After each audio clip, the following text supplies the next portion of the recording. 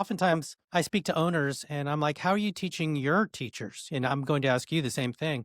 But oftentimes, I don't really get a solid answer. I do instructor development training. So during COVID, yeah, I love this question. Good job. So instructor development training is important to me. I haven't gotten to run one for Zero Point Sydney because it's only been open for like 11 months. But my instructors during COVID, we had like a closed facility that I was teaching the teachers how to teach. The easiest way to go about this, if you don't have a curriculum, you're not going to be able to pull this off. You can have stage presence and you can say like, okay, let's get everybody to circle up and I'll show a move and then we can go and drill the move. That's a terrible idea. Like, it doesn't mean it doesn't work. You're going to make like one Olympic swimmer and 10 babies drown, but whatever, you got an Olympic swimmer out of that. The idea of how do you present this? How do you make sure that everyone that's presenting it presents the same thing for unification? Right? That's a huge thing because where I came from, we would literally go into the center of the room. The instructor would grab somebody and then everyone would circle up and they would show the move that we're going to work on. Now, that circle of idiots, like two of us were watching, 20 of us were doing barambolas in the corner. No one was actually watching what was happening. And then when we broke off to go and do the thing, some of them did the thing and some of them just didn't. It was just anarchy and constant injuries, constant injuries. Mm. The very first thing that you learn, if you have a curriculum, if you've got A, B equals C, there's your class. Here's your class structure, beginning, middle, end. A, B, C. Here's your class time, opening, closing. Professional. Here, go do this. Now, when you do this, here's some pro tips on how to do this well. Have everyone line up on a wall. When they line up on the wall, they're paying close attention to the exact angle that you're teaching on. You can change the angle around so that the people don't miss anything.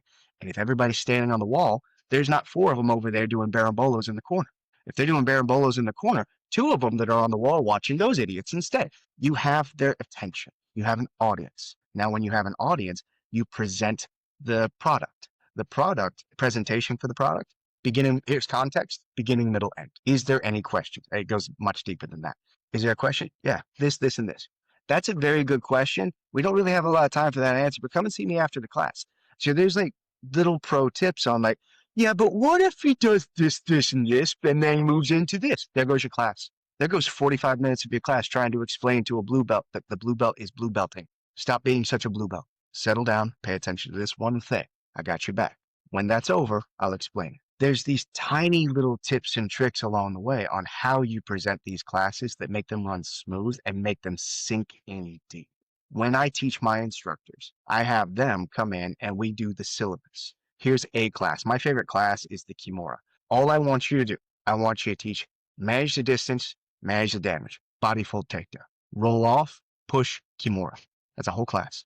That's a class. If you can't do that, can't help you. I've given you the easiest possible class with A plus B equals C. If you can't put A, B, and C together, you're not a very good teacher. You're going to argue the fact that A plus B equals C. I get it. Go start a school. Like, no, this Kimura, I saw this on YouTube and it's way better. Like, fantastic. Use that on your own time. Teach the students the basic Kimura. They should know how to do it. Then we can build on it later when they decide that they're geniuses and they're going to reinvent the Kimura. The idea is to have one solid product. Unification between all instructors. No arguments with the instructors. Arguments come after class. So if you see an instructor teaching something wrong, don't reprimand them in front of the rest of the class because it takes away the idea of this instructor knows what they're doing. The Hmm. product is the product and it's solid. It's a solid product. If the instructor fucks up, that doesn't make the product bad. But don't diminish the instructor in front of the students because the students are looking at us like we're retards now. That's like if somebody's back there like making fries and like throws the fries or I don't know what I'm doing. I don't think I want to shop at McDonald's anymore. They keep Hmm. throwing fries at the customers. A thin veil of professionalism is not a cult. It's a business, right? If I go somewhere and it's not clean, I don't want to train, right? If I go somewhere and they're having arguments on the mat about the application of the move, you guys don't know what you're fucking doing. I don't want to be here. You can do that off the mats and have a discussion like adults. When I teach this, the instructors how to instruct, I run them through a class, the Kimura class. They teach the class in front of me, and then I give them tips on how they can present better. And then I watch them teach the class in front of a class, and then I talk to them after. So I keep an eye on them for about a month personally. Hmm. I'll tell them, God forbid they watch this. I'll tell them that they're just running this one class just to get practice, but I'll come in, I'll watch. and I'll see what they're doing. And I'll see what they're fucking up. And I'll also see if they keep teaching the class. If you don't have the commitment to continue teaching that class, the one that I actually, if you can't stand outside of the door for 7 days while they hit you with a shovel, you're not my instructor. No, I've got very good instructors. My instructors are solid and they know exactly what they're doing because go do the Kimura class for a month. I got bored, so I started teaching something else. Yeah, you did. You're not my instructor. You open the door sometimes. So I've got my own way of doing it, but I love the way Gracie University did it. Like one of the greatest things that I ever had was Horian. He came in and he did this whole spiel on teaching someone how to do a move. Right? Like I don't think I'll take away the mystique of this because it's a beautiful story. There was probably like 100 something of us all lined up watching him teach. And he goes, "Okay, I want you to come out here and I want you to grab that person. They're going to close their eyes, or hide the Gatorade bottle, and then instruct them to get the Gatorade bottle with their eyes closed." And the guy would be like a good 15, 20 minutes. And like, "I want you to take your left foot. I want you to step forward. I want you to bend down with your right ankle underneath. I want you to grab this. I want you to rotate 90 degrees. I want you to lift it up and hold it. You got the bottle." And it's like this whole thing. He goes, "Okay, now here's a very important lesson." He goes over, grabs the guy's hand, physically walks him over to the bottle and puts his hand on the fucking bottle. That was a cool lesson for me.